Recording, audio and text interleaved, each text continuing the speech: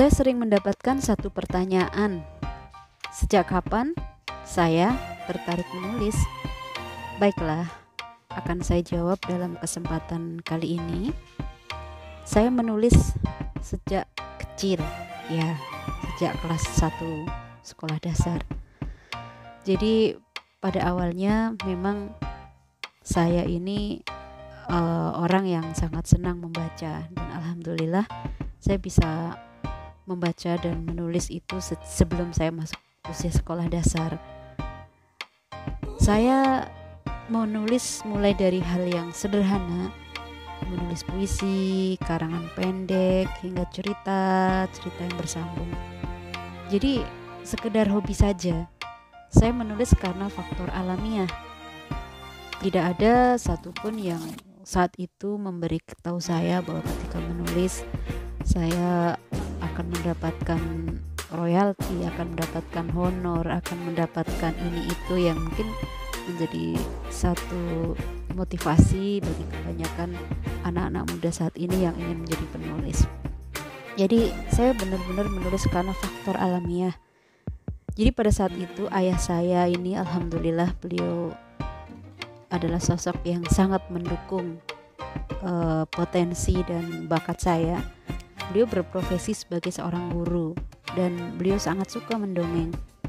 Karena terbiasa bermain imajinasi, jadi saat kecil tuh biasa tuh saya saat masih bocah itu nanti sama ayah malam-malam gitu ya, jelang tidur nanti kami berkerumun, saya dan saudara-saudara saya di sekitar ayah saya, lalu ayah saya akan bercerita, mendongeng.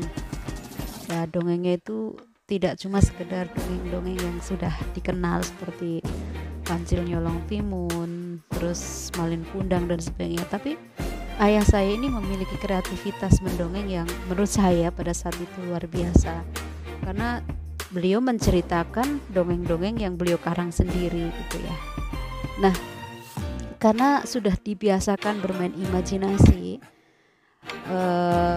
maka saya sudah terbiasa dengan yang namanya cerita, dongeng, narasi, ya itu terjadi sejak saya belum bisa membaca. Nah, ketika saya sudah mulai bisa membaca, beralihlah dari dongeng yang diceritakan secara lisan oleh ayah saya menjadi story, cerita yang saya baca dari buku-buku. Nah, saat itu tuh secara alamiah kebutuhan saya untuk berimajinasi itu terasah karena yaitu dari dongeng tadi. Setelah saya bisa membaca, maka saya kemudian menjadi seorang ya kayak istilahnya apa ya, kutu buku lah ya, tapi kutu kan kecil. Nah, kalau kata senior saya Mbak Elvidiana Rosa, bukan kutu tapi predator ya. Predator, karena predator itu kan gede, buku kecil ya. Jadi saya tuh melahap buku-buku yang ada, dan saat itu masya Allah rakus sekali. Sampai-sampai perpustakaan di sekolah saya heran ya, zaman dulu tuh heran apa takjub ya, zaman dulu tuh sekolah saya SD Negeri Telaplor 3 yang terletak di desa itu memiliki koleksi buku-buku yang bagus. Ini menarik ya, dan buku-buku itu di-drop oleh pemerintah pada saat itu sangat banyak, jadi sampai berlemari-lemari.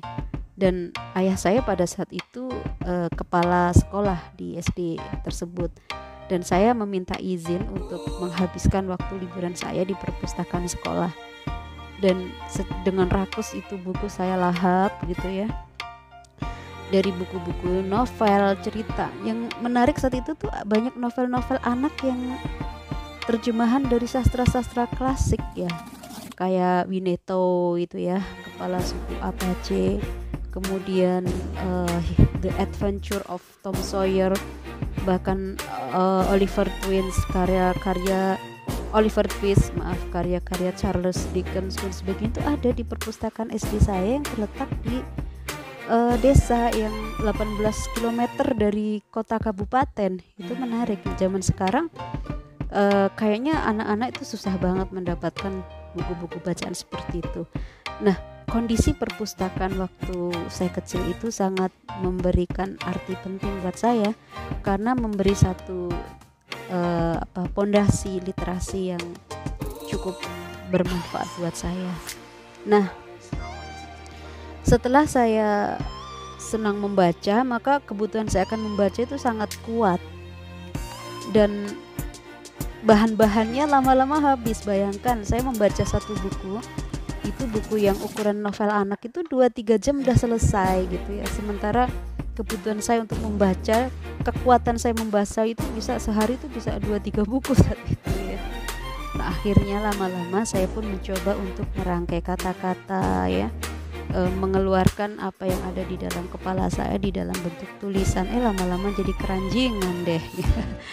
Jadi dalam hal ini saya melihat satu kaitan yang penting antara dongeng, storytelling gitu ya, yang dilakukan oleh orang tua kepada anak, kemudian budaya membaca dan budaya menulis. Ketiganya itu terkait.